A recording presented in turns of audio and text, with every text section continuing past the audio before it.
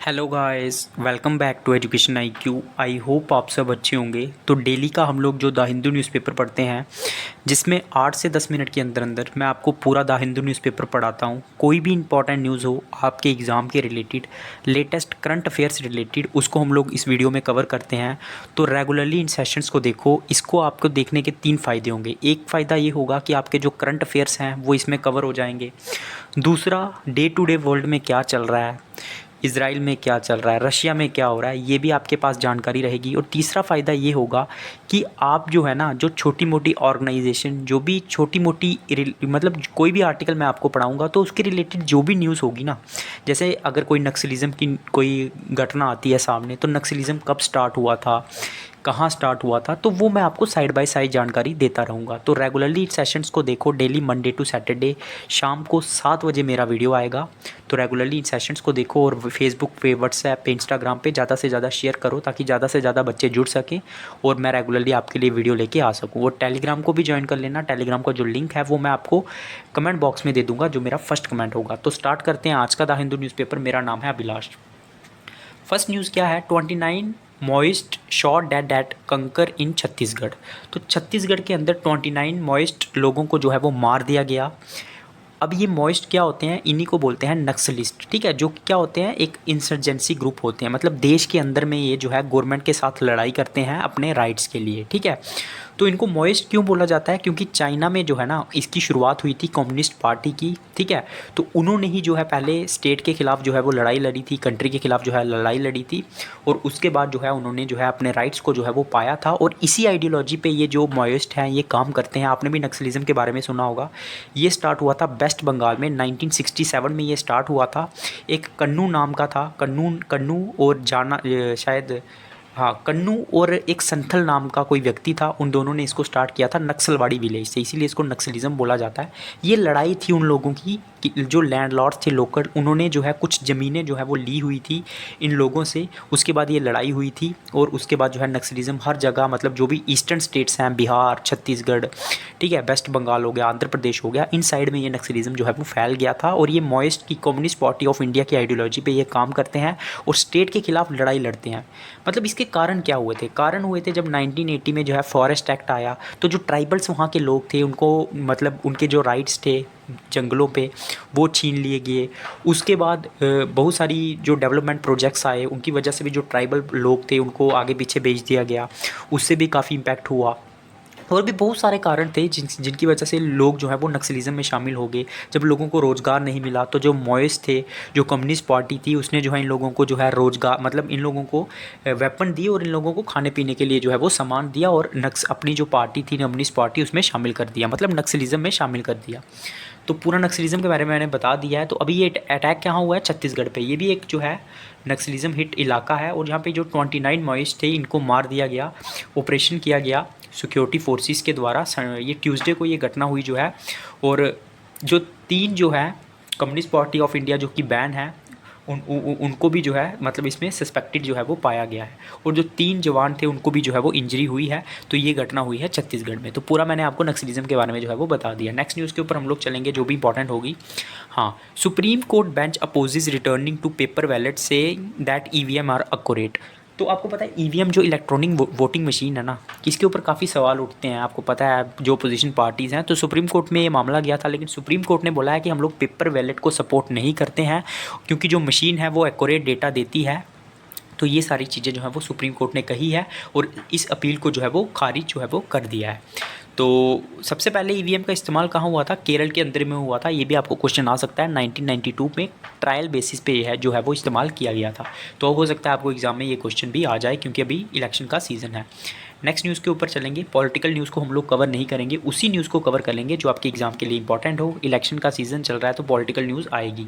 Escalation of tension between Iran Israel में effect oil prices. तो आपको पता है अभी बहुत ज़्यादा टेंशन चल रही है, किसके बीच में, ईरान और इजराइल के बीच में। मैंने आपको पूरा बताया था कि कैसे जो है सबसे पहले जो है इज़राइल ने अटैक किया सीरिया के अंदर। सीरिया के अंदर कहाँ अटैक किया? जहाँ जो एम्बेसी रहती है ना ईरान की वहाँ पे अटैक हुआ, जिसमें ईरान के कुछ लोग मारे गए। उसके बाद ईरान ने भी जो है वो अटैक किया, और अभी जो है इज़राइल ने फिर बोला है कि हम और ज़्यादा बड़ा अटैक करेंगे। तो इन टेंशन्स की वजह जो ऑयल प्राइजेज़ हैं वो बढ़ सकते हैं। ये किसने कहा है? जो हमारे एक्सटर्नल अफेयर्स मिनिस्टर हैं, आपको पता होना चाहिए इसके बारे में कौन है। एस जयशंकर ने इस चीज़ को जो है वो कहा है जब इन्होंने इंटरेक्ट किया मीडिया के साथ। तो नेक्स्ट न्यूज़ के ऊपर हम लोग चलेंगे जो भी इंपॉर्टेंट होगी।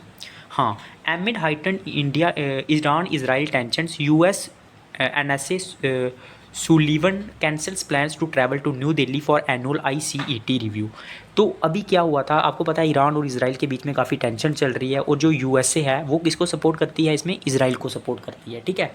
तो इन टेंशन्स की वजह से, एक वॉर लाइक सिचुएशन की वजह से, जो एक विजिट करना था यूएस के जो एनएसए सुलीवन है, उन्होंने अपना प्लान जो है वो कैंसिल कर दिया है। इन्होंने विजिट क्यों करना था उसके बारे में मैंने आपको बताना है। किस चीज़ को रिव्यू करने के लिए? आईसीईटी। अब ये आईसीईटी क्या है इसके बारे में आपको पता होना चाहिए। आईसीईटी है India US initiative for critical and emerging technologies. मतलब इंडिया और यूएस ने एक दूसरे के साथ जो है इनिशिएटिव एक स्टार्ट किया था कि हम लोग टेक्नोलॉजीज़ को लेके एक दूसरे के साथ जो हमारी टेक्नोलॉजीज़ एक्सपीरियंस है उसको शेयर करेंगे। ये इनिशिएटिव स्टार्ट किया था, और इसी चीज़ को रिव्यू करने के लिए, देखने के लिए इनको विजिट करना था। लेकिन अभी जो है सिचुएशन थोड़ी सी ख़राब हुई है, तो उसकी वजह से इसको जो है वो कैंसिल कर दिया गया है, क्योंकि वेस्ट एशिया में जो है सिचुएशन जो है थोड़ी सी ख़राब चल रही है। नेक्स्ट न्यूज़ के ऊपर हम लोग चलेंगे जो भी इंपॉर्टेंट होगी आपके एग्ज़ाम के लिए, ठीक है। पॉलिटिकल न्यूज़ को हम लोग कवर नहीं करेंगे, मैं फिर भी आपको ये बोलूँगा। और आज कोई भी आर्टिकल जो है इंपॉर्टेंट नहीं है, दोनों जो है वो पॉलिटिकल आर्टिकल है, ठीक है। तो पॉलिटिकल न्यूज़ को हम लोग कवर नहीं करते हैं। उसके बाद नेक्स्ट, हाँ, RBI survey shows why livelihood issues are in focus in 2022 4 polls. तो ये जो डेटा रहते हैं ना, ये आपको काम आ सकते हैं जब आप आंसर राइटिंग लिखोगे किसी भी एग्जाम के अंदर। तो आरबीआई ने एक सर्वे किया है जिसमें बताया कि जो लाइवलीहुड इश्यूज़ है ना, वो 2024 पोल्स में जो इलेक्शन होने वाली है उसमें इतने ज़्यादा सामने क्यों आ रहे हैं? क्योंकि जो लगभग 72% जो मतलब लोग हैं उनका कहना है कि हमारी जो इनकम है ना वो कम हुई है, ठीक है।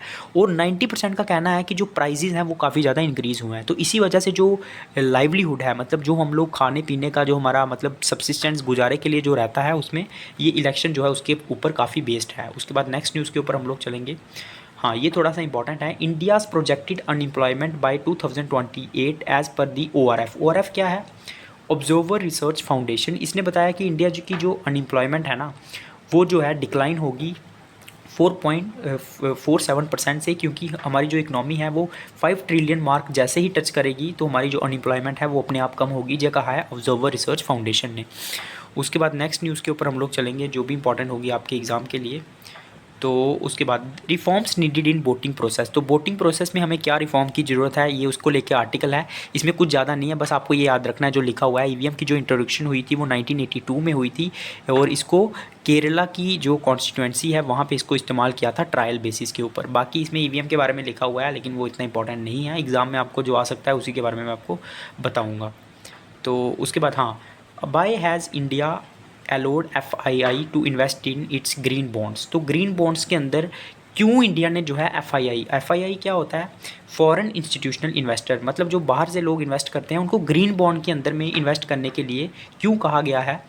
क्योंकि आपको पता है इंडिया का जो टारगेट है वो क्या है कि हमें 2070 तक जो है ना वो नेट ज़ीरो मिशन करना है कार्बन का, ठीक है। तो ये हमारा टारगेट है। तो ग्रीन बॉन्ड्स को क्या होता है, मतलब एक डेप्ट इंडिया इसके थ्रू क्या करती है, बोरोइंग करती है। मतलब हम लोग ग्रीन बॉन्ड को जो है वो उसके थ्रू हम लोग क्या करते हैं, कर्जा लेते हैं, और उसको जो है हम लोग जो ग्रीन प्रोजेक्ट्स रहते हैं, मतलब जो जिससे कार्बन एमिशन कम हो, उनके ऊपर इन्वेस्टमेंट करते हैं। तो उसी 2070 के टारगेट को जो है अचीव करने के लिए हमने जो एफआईआई है, जो फॉरेन इंस्टीट्यूशन इन्वेस्टर है, उनको ग्रीन प्रोजेक्ट्स में जो है इन्वेस्टमेंट करने के लिए बोला गया है, ठीक है, ग्रीन बॉन्ड्स में। और इन्होंने इंडिया ने जो है 16,000 करोड़ जो है मतलब 2 ट्रांचेस के अंदर जो है फरवरी में और 2000, ठीक है, मतलब ये इंडिया ने इशू किया था 16,000 ग्रीन बॉन्ड जो है वो इशू की थी, ठीक है। 2028 और 33 में जो है इनका जो है मैच्योरिटी पीरियड होगा, ठीक है। उसके बाद नेक्स्ट न्यूज़ के ऊपर हम लोग चलेंगे। हाँ, आज वर्ड ऑफ द डे क्या है ये भी आपको पता होना चाहिए, प्लेथोरा। प्लेथोरा का मतलब होता है एक्सेस में, किसी चीज़ की बहुत ज़्यादा अधिकता, ठीक है। इसको एम्बेरसमेंट भी बोलते हैं, या सुपर फ्लूडिटी, या फिर ओवर प्लस भी जो है वो बोला जाता है। उसके बाद IMF forecast India's economy to grow 6.8% this physical year. तो इस फिजिकल ईयर में इंडिया की जो इकनॉमी है वो कितनी ग्रो करेगी, 6.8%। ये किसने कहा है भाई? ये कहा है IMF ने। IMF क्या है? International monetary fund. ये और इसका हेडक्वार्टर कहाँ है, इसका ये भी आपको पता होना चाहिए। इसका हेडक्वार्टर है वाशिंगटन डीसी के अंदर में, ठीक है। तो ये सारी चीज़ें आपको पता होना चाहिए। और आपको एग्जाम में क्या आएगा कि इन्होंने कितनी ग्रोथ प्रेडिक्ट की है इंडिया की, तो 6.8% ये आपको पता होना चाहिए। नेक्स्ट न्यूज़ के ऊपर हम लोग चलेंगे जो भी इंपॉर्टेंट होगी। ये बिजनेस की न्यूज़ आ गई, इसमें कुछ ज़्यादा हमारे लिए इंपॉर्टेंट नहीं है। उसके बाद ये वर्ल्ड की न्यूज़ है और आईपीएल की न्यूज़ है। कल आपको पता है जो है बटलर ने जो है शतक लगाया और कोलकाता नाइट राइडर्स जो है वो हार गई। और बाकी तो डेली के मैच जो है वो चल ही रहे हैं। इसमें जो है हाँ, ओलंपिक कहाँ होने वाला है इस बार, 2024 पेरिस गेम्स जो है ये ओलंपिक होने वाला है। और इसकी जो है ओपनिंग सेरेमनी जो है वो कर दी गई है, सॉरी ओपनिंग सेरेमनी जो है वो स्टार्ट होगी 26 जुलाई को, ठीक है। तो ये भी आपको पता होना चाहिए कि ओलंपिक कहाँ होने वाला है। तो पूरा न्यूज़पेपर मैंने आपको कवर कर लिया है। वीडियो अच्छा लगा होगा लाइक करना, ज़्यादा से ज़्यादा कमेंट करना, शेयर करना। जय हिंद।